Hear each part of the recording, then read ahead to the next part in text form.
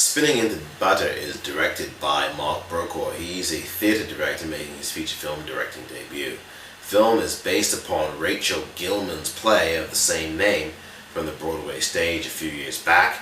Highly acclaimed at the time in 2000 when it played on Broadway. It's now been made into a film. In fact, it was shot several years ago and it's now making its debut in 2009.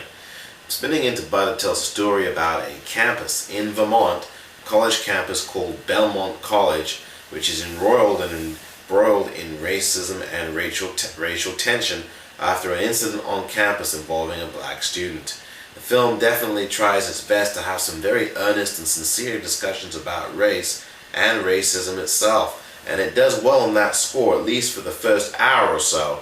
But then the second half of the film, or at least the second hour of the film, falls way short, deplorably so, with a trapdoor that opens that really betrays the whole discussion in a very serious way.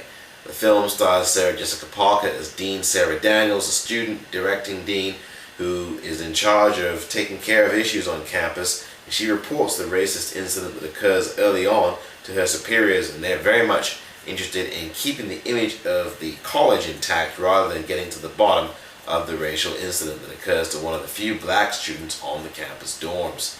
The film definitely explores some of the racial tensions very well. Michael T. Williamson plays a reporter, an African American who's on campus to cover the fallout from the incident. Miranda Richardson plays one of the administrators, as does James Rebhorn, who is the president of the school, and also Bo Bridges plays administrator as well.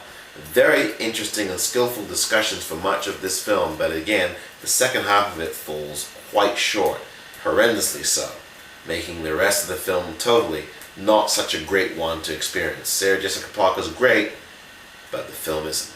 I'm a PopcornReel.